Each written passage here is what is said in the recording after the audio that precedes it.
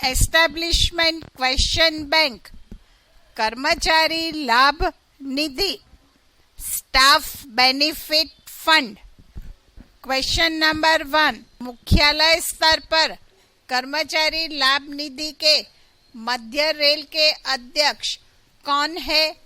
उत्तर, प्रधान मुख्य कार्मिक अधिकारी। Chairman of staff benefit fund on central railway is? Answer, principal chief personnel officer. Question number 2, प्रतिवर्ष सरकार द्वारा कितने रुपए प्रति कर्मचारी की दर से स्टाफ बेनिफिट फंड में दिए जाते हैं? उत्तर, 500 रुपए। व्हाट इज द अमाउंट पर employee given per year by the government in staff benefit fund? Answer, 500 rupees। कर्मचारी हित निधि स्टाफ बेनिफिट फंड के मुख्यालय स्तर की कमेटी के चेयरमैन कौन होते हैं? उत्तर, प्रधान मुख्य कार्मिक अधिकारी। Who is the chairman of headquarter level committee of the staff benefit fund? Answer, principal chief personal officer। Question number 4, केंद्रीय कर्मचारी हित निधि का पूरा नाम क्या है?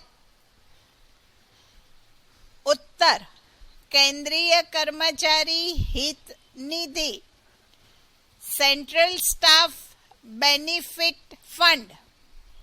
What is the full name of CSBF? Answer, central staff benefit fund. Question number 5, कर्मचारी हित निधि को रेलवे में कौन से साल में लागू किया गया? उत्तर, 1931। In which year the staff benefit fund was implemented in the railways? Answer, 1931। Question number 6, क्या निलंबित कर्मचारी हित निधि SBF की बैठक में भाग ले सकता है? उत्तर, नहीं। उनके स्थान पर कोई अवेजी कर्मचारी नामित किया जा सकता है। Can the removed employee participate in the meeting of the staff benefit fund SBF? Answer, no. They substitute employee in their place। Question number 7, कर्मचारी अपना एक कृत्रिम दांत लगाए तो उसे स्टाफ बेनिफिट फंड SBF से कितनी राशि का भुगतान किया जा सकता है? उत्तर, 5,000 रुपए। How much amount can be paid from the staff benefit fund SBF if employee has replaced one tooth? Answer, rupees 5,000। Question number 8, पूरे दांत लगाए तो उसे स्टाफ बेनिफिट फंड SBF से कितनी राशि का भुगतान किया जा सकता है? उत्तर, 10,000 रुपए. How much amount can be paid from Staff Benefit Fund SBF for one set of teeth? Answer: 10,000 rupees. Question number 9. Ayurvedic या होम्योपैथिक चिकित्सक को प्रतिमाह मानदेय के रूप में कितनी राशि दी जाती है? उत्तर: 15,000 रुपए प्रति माह. How much amount of an honorarium is given to Ayurvedic homeopathic physician in per month? Answer: 15,000 rupees per month. Question number 10.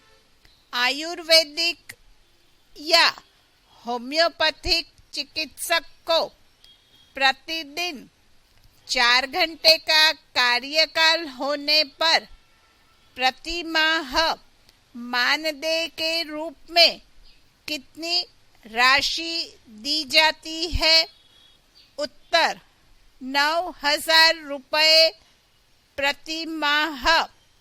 RBE number 6/2009 के तहत on Ayurvedic or homeopathic physicians 4 hours working every day, how much is given in the form of an honorarium every month? Answer: 9,000 rupees per month. Under RBE number 6/2009. Question number 11.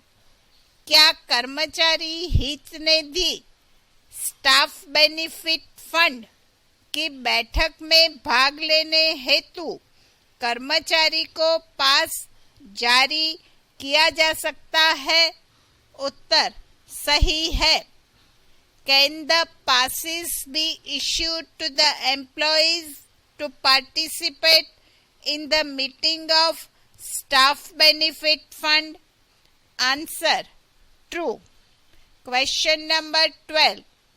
कर्मचारी हित निधि के सदस्य नामित करने चुने जाने की शक्तियां किसमें है? उत्तर: प्रधान मुख्य कार्मिक अधिकारी.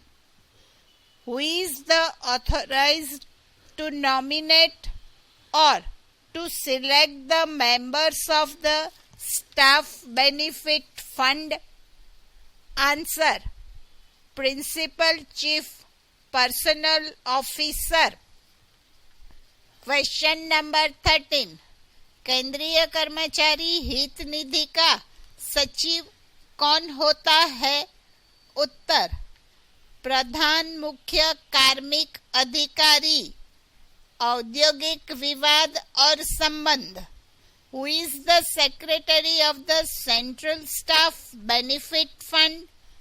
Answer: Principal Chief Personnel Officer. Industrial Dispute and Relations. Question number 14. केंद्रीय कर्मचारी हित निधि का सचिव सदस्य कौन होता है?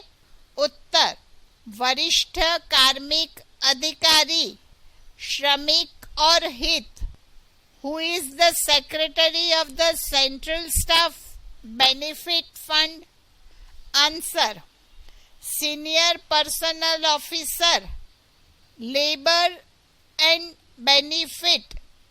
SPO, Labor and Welfare. Question number 15. केंद्रीय कर्मचारी हित निधि में यूनियन का कुल कितना प्रतिनिधित्व होता है? उत्तर: 7 + 7 14 into bracket CRMS 7 plus NRS RMU 7.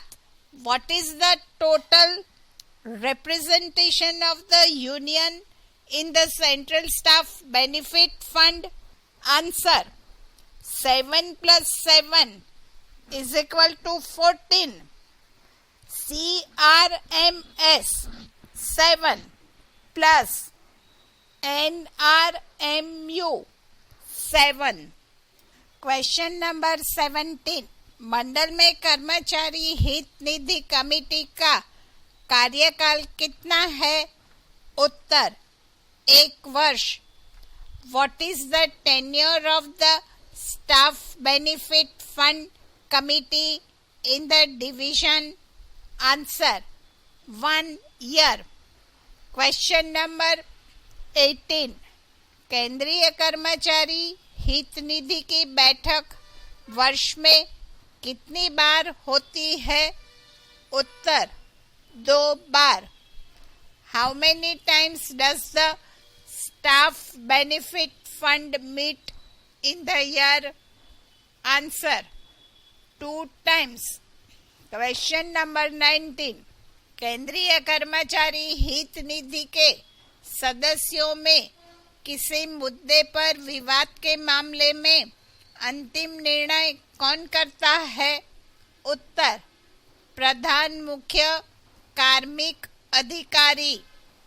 Who issues the final decision in case of dispute on any disputes of issue of SBF members? Answer: Principal Chief Personnel Officer. Question number 20. महिला सशक्तिकरण हेतु SBF staff benefit fund से 500 रुपये में से कितनी राशि खर्च की जाती है? उत्तर: 23 रुपये. How much money is reserved for women empowerment through staff benefit fund? Answer: 23 rupees. Question number 22. कर्मचारी हित निधि से रेलवे कर्मचारी के बच्चों के लिए आयोजित चिल्ड्रन कैंप में पुत्र पुत्री अनुपात और आयु कितनी निर्धारित है? उत्तर: 3:1 और आयु 15 वर्ष.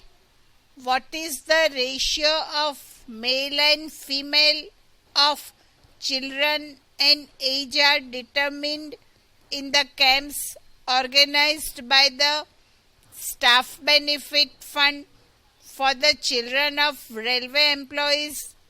Answer: 3:1 and 15 years of age. Question number 23. कर्मचारी हित निधि में शिक्षा के तहत तकनीकी या उच्च शिक्षा हेतु चतुर्थ श्रेणी कर्मचारियों के बच्चों को दी जाने वाली छात्रवृत्ति कितने रुपए की है? उत्तर: पुत्री को प्रति माह 1500 रुपए और पुत्र को प्रति माह 1500 रुपए. What is the scholarship amount for higher technical or professional education of female and male child for the staff up to level 4? Answer: for female rupees 1500 per month and for male rupees 1500 per month. Question number 24. कर्मचारी हित निधि में शिक्षा के तहत तकनीकी शिक्षा हेतु जो छात्रवृत्ति दी जाती है उसमें से एससी कर्मचारी के बच्चों के लिए कितनी राशि आरक्षित होती है? उत्तर 20%. The amount of scholarship that is given for technical education under the education of the staff benefit fund is reserved for the children of SC employees. Answer 20%. Question number 25. कर्मचारी हित निधि में शिक्षा के तहत तकनीकी शिक्षा हेतु जो छात्रवृत्ति दी जाती है उसमें से एसटी कर्मचारियों के बच्चों के लिए कितनी राशि आरक्षित होती है? उत्तर 7.5%. What is the amount reserved for the children of ST employees from the scholarship that is given for technical education scheme for the employees benefit? Answer 7.5%. Question number 26. Madhya railway पर कर्मचारी हित निधि से कुल कितने छात्रों को छात्रवृत्तियां प्रदान की जाती है? उत्तर 200. How many students are given scholarships from the staff benefit fund on Central Railway? Answer 200. Question number 27. मंडलीय या कारखाना कर्मचारी हित निधि उप समिति वर्ष के अंत में ऑडिट करवाकर रिपोर्ट किसे प्रस्तुत करती है? उत्तर केंद्रीय कर्मचारी हित निधि समिति को डिपार्टमेंटल और workshop employee benefit fund subcommittee to whom is the audited financial report is the submitted to? Answer the Central Staff Benefit Fund Committee. Question number 28. भारतीय एवं प्राचीन चिकित्सा पद्धति होम्योपैथिक और आयुर्वेदिक डिस्पेंसरियां कहाँ एवं किन योजना के तहत खोली जा सकती है? उत्तर सभी मंडलों में एवं कर्मचारी हित निधि से in which Indian and ancient medical systems, homeopathic and dispensaries can be opened and where? Answer in all the divisions and from the staff benefit fund SBF. Question number 29. क्या किसी इकाई पर कार्यरत सभी कर्मचारियों की संख्या में कर्मचारी हित निधि से अनुदान के मांग पत्रों में रेलवे सुरक्षा बल के सदस्यों को सम्मिलित किया जाता है? उत्तर सही है. Whether the members of the Railway Protection Force are eligible for the benefits of the Staff Benefit Fund SBF? Answer true. Question number 30. Staff benefit fund से बीमारी पर प्रति माह कितनी सहायता स्वीकृत की जा सकती है? उत्तर 10,000 रुपये प्रति माह अस्वस्थता के आधार पर बिना वेतन अवकाश पर. How much assistance can be approved on staff benefit fund per month? Answer rupees 10,000 per month on non-payment basis without pay leave. Question number 31.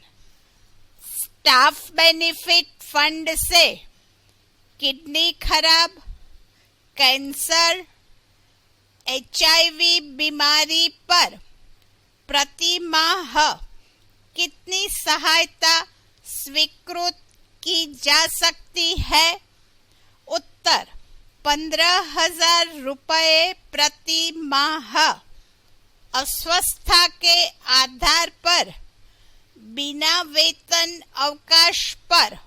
How many aids can be approved per day on kidney disease, cancer and HIV disease from staff benefit fund? Answer rupees 15,000 per month on non-payment basis without pay leave if kept under railway sick leave. Question number 32. राजपत्रित अधिकारियों से holiday home हेतु प्रतिदिन प्रति suit कितने रुपए लिए जाते हैं? उत्तर 25 रुपए. How many rupees are charged per day per suit from the gazetted officer to the holiday home? Answer rupees 25. Question number 33.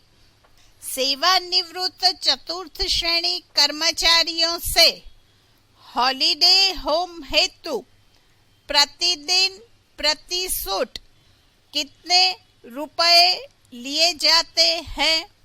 उत्तर 50 रुपए.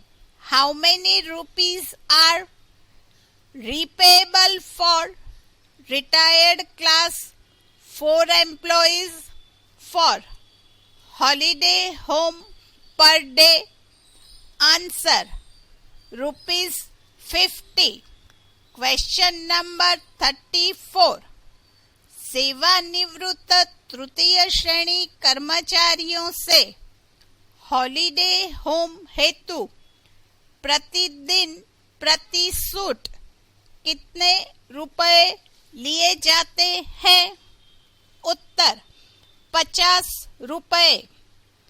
How many rupees per day are available per home suit for retired Group C employees for the holiday home? Answer rupees 50. Question number 35. सेवानिवृत्त कनिष्ठ प्रशासनिक वेतनमान JAG या उससे नीचे grade pay के अधिकारियों से हॉलिडे होम हेतु प्रतिदिन प्रति सूट कितने रुपए लिए जाते हैं? उत्तर 60 रुपए प्रतिदिन. How many rupees are charged per day per suit for retired junior administrative pay scale JAG or below grade pay officers? Answer: ₹60 per day.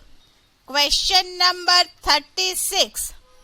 सेवानिवृत्ति JA ग्रेड से ऊपर अधिकारियों से हॉलिडे होम हेतु प्रतिदिन प्रति सूट कितने रुपए लिए जाते हैं? उत्तर: 120 रुपए. How many rupees are charged per day for holiday home suit from retired JA grade officers? Answer: ₹120. Question number 37. एक समय में कर्मचारियों द्वारा अधिकतम कितने समय हेतु हॉलिडे होम उपयोग में लिया जा सकता है? उत्तर: 3 दिन. How much time can be the holiday home be used for maximum time by the staff? Answer: 3 days. Question number 38. कर्मचारी हित निधि से चतुर्थ श्रेणी महिला कर्मचारी को कार्यकाल के दौरान 10वीं पास होने पर कितनी राशि प्रदान की जाती है और स्नातक पास होने पर कितनी राशि प्रदान की जाती है? उत्तर: 15,000 रुपए 10वीं पास होने पर और 25,000 रुपए स्नातक पास होने पर. How much is the amount provided to the female group D employee from SBF for 10th standard pass during the tenure and for graduation pass during the tenure? Answer: ₹15,000 for 10th standard pass and ₹25,000 for graduation pass. Question number 39. सभी प्रकार के जुर्माने किस निधि में जमा किए जाते हैं? उत्तर: कर्मचारी हित निधि. All types of fines are deposited in the fund. Answer: Staff Benefit Fund. Question number 40. क्या छात्रवृत्ति में अभियांत्रिकी BE तथा विज्ञान MBBS हेतु विवरण प्रतिशत निश्चित है? उत्तर: जी हाँ. कुल छात्रवृत्तियां का प्रत्येक डिग्री का 30%, whether in chemistry, engineering BE and science MBBS is the description percentage fixed for? Answer: yes. 30% of each degree of total scholarships?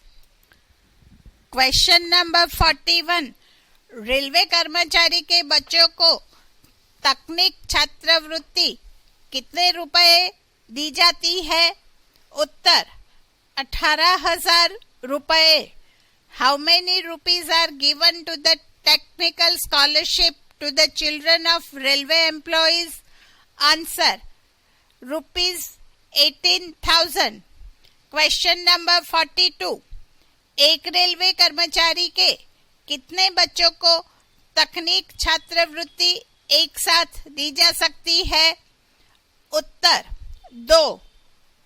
How many children of a railway employee can be given the technical scholarship together? Answer 2. Question number 43. क्या सेवानिवृत्त rail कर्मी rail cooperative society के सदस्य हो सकते हैं? उत्तर गलत. Can retired railway employee members of railway cooperative society? Answer false. Question number 44. क्या भारतीय रेल गैर रेलवे स्कूलों को सहायक अनुदान जारी कर सकते हैं? उत्तर जी हाँ, महाप्रबंधक जारी कर सकते हैं. मुख्य हित सलाहकार एवं लेखा अधिकारी के परामर्श से. Can Indian Railways issue a subsidy grants to non-railway schools? Answer yes. The general manager can issue a consultation with the chief advisor and accounting officer. Question number 45. शिक्षा सहायता प्रतिपूर्ति कितने बच्चों को दे है? उत्तर प्रथम 2 बच्चों को दे है. Educational aids reimbursement is payable for how many children? Answer first 2 children are payable. Question number 46. Open line में नैमित्तिकी श्रमिकों को कितने दिन कार्य करने पर अस्थायी ओहदा दिया जा सकता है? उत्तर 120 दिन. After how many days can the casual labor be given temporary status in the open line? Answer 120 days. Question number 47. किसी नए नैमित्तिक श्रमिक की नियुक्ति हेतु सक्षम अधिकारी कौन है? उत्तर महाप्रबंधक. Who is the competent authority to appoint a new casual labor? Answer general manager. Question number 48. क्या पार्ट टाइम नैमित्तिक श्रमिक GIS का लाभ पाने का हकदार है? उत्तर गलत. Is casual labor entitled to the benefit of GIS? Answer false. Question number 49. क्या अस्थायी ओहदा प्राप्त नैमित्तिक श्रमिक को नौकरी से हटाने से पूर्व D&AR का प्रयोग करना आवश्यक है? उत्तर गलत. Is it necessary to use D&A before removing a temporary employee from the service? Answer false. Question number 50. अस्थायी ओहदा प्राप्त करने के बाद की गई नौकरी के कितने प्रतिशत भाग की गणना सेटलमेंट भुगतान हेतु की जा सकती है? उत्तर 50%. What percentage of the service taken after receiving temporary status is calculated for settlement payment? Answer 50%. Question number 51. नैमित्तिक श्रमिक को अस्थायी ओहदा देने से पूर्व क्या उसका मेडिकल टेस्ट करवाया जाना आवश्यक है? उत्तर सही है. Is it necessary to have medical examination before giving temporary status to the casual labor? Answer: True. Cancer के मामले में मेंटेनेंस ग्रांट की दर प्रति माह कितने रुपए है? उत्तर: 15,000 रुपए. Rate of maintenance grant in case of cancer is how many rupees per month? Answer: rupees 15,000. Question number 53. Cat के निर्णय के विरुद्ध हाईकोर्ट में अपील कर सकते हैं? उत्तर: सही है. Employees can appeal in High Court against CAT judgment. Answer: True. Question number 54. Eastern railways का आरोग्य धाम कहाँ पर है? उत्तर: Baidyanath Dham. Where is the convalescence home of Eastern Railway? Answer: Baidyanath Dham. Question number 55. Southern eastern railway का आरोग्य धाम कहाँ है? उत्तर: Ranchi. Where is the convalescence home of Southern East Railway? Answer: Ranchi. Question number 56. Southern railway का आरोग्य धाम कहाँ पर है? उत्तर: कन्नौर.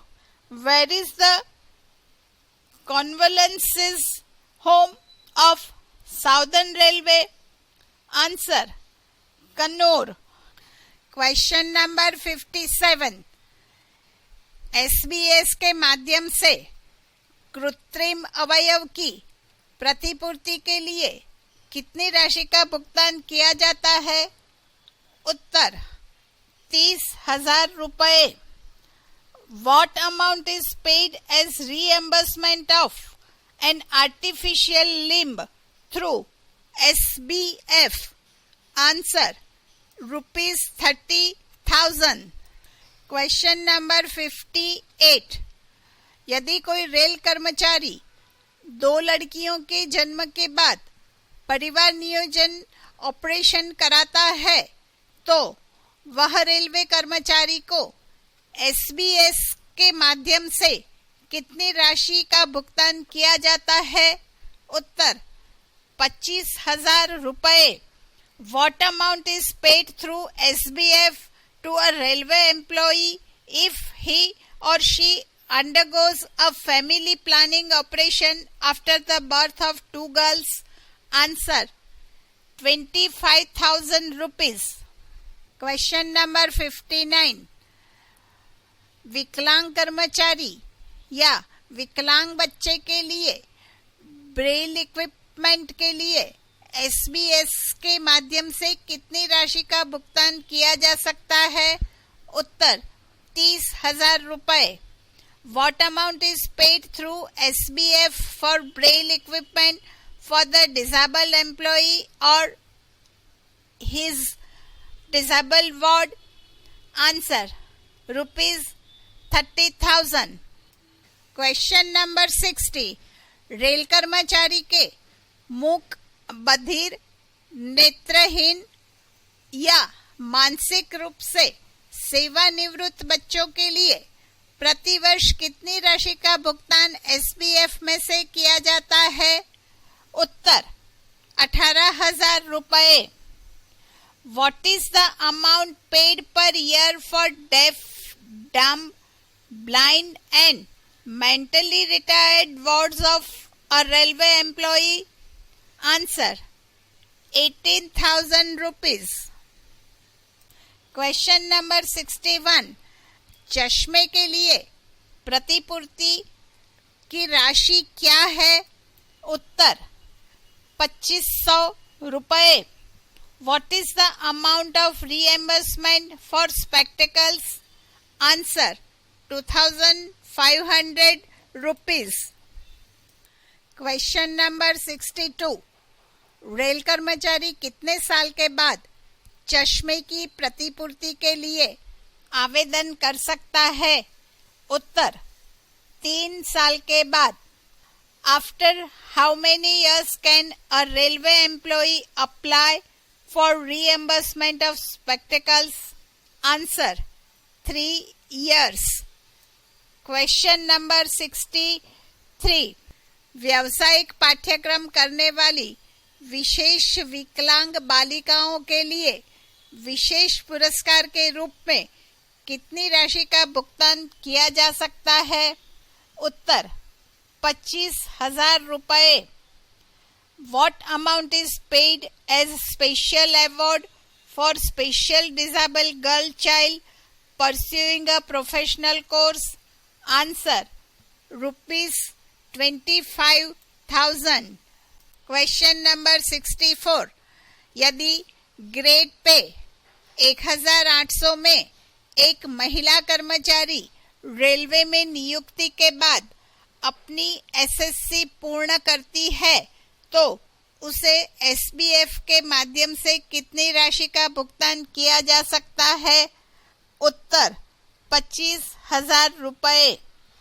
If a lady employee in grade pay 1800 completes her SSC after appointment in railway, how much amount is paid to her through SBF? Answer rupees 25,000। Question number 65। एक समूह सी महिला को नियुक्ति के बाद स्नातक जैसे उच्च अध्ययन को पूरा करने के लिए एक बार का पुरस्कार क्या है? उत्तर 15,000 रुपए। What is the one-time award for a Group C lady gets after finishing her higher studies like a graduation after appointment? Uttar 15,000 rupees। Question number 66। बिना वेतन छुट्टी के कितने दिन बाद रेलवे कर्मचारी एसबीएफ के माध्यम से रखरखाव अनुदान का हकदार है? उत्तर 30 दिन।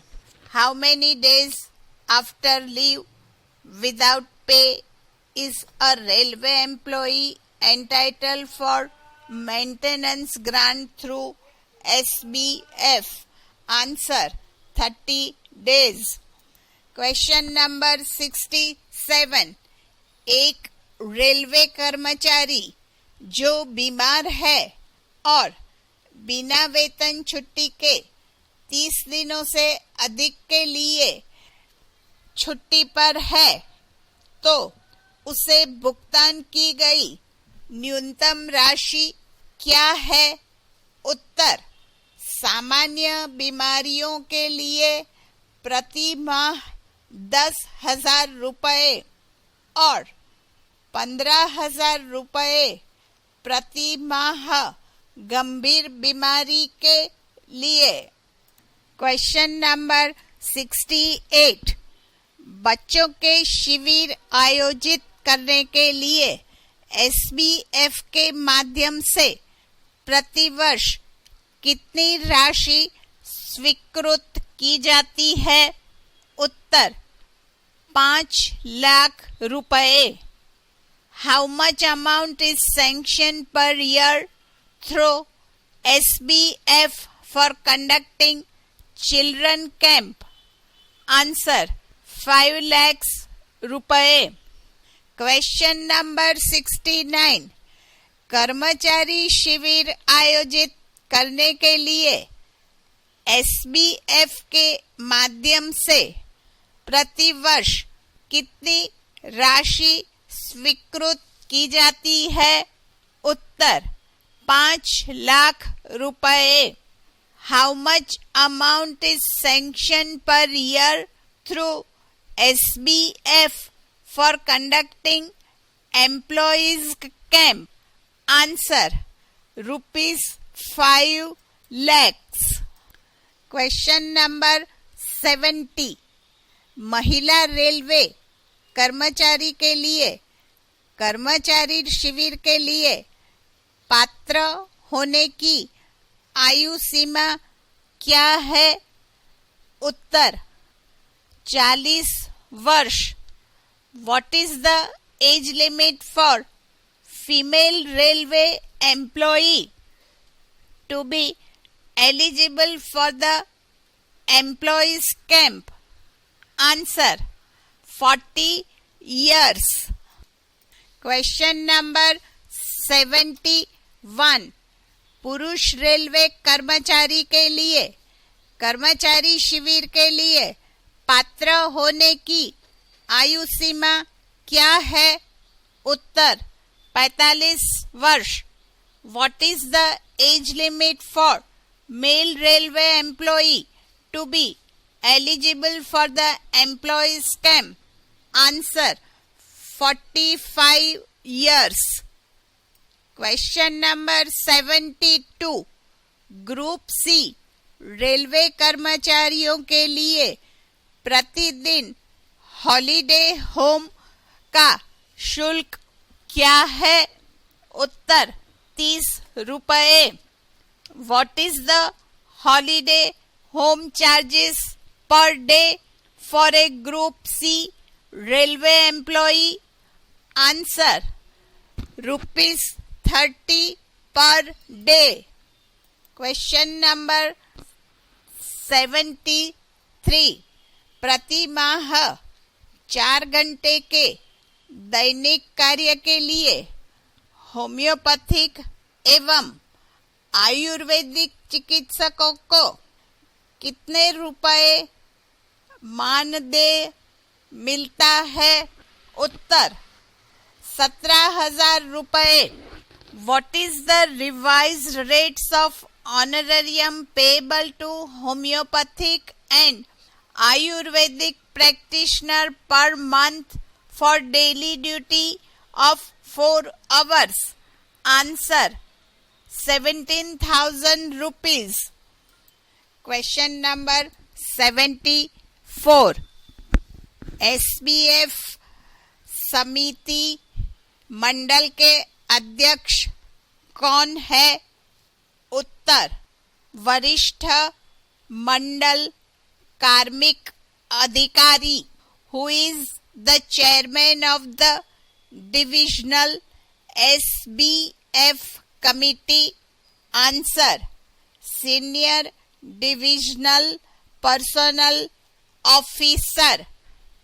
Question number 75. SBF समिति मंडल के सचिव कौन है? उत्तर APO Kalyan. Who is the secretary of the divisional SBF committee? Answer APO welfare.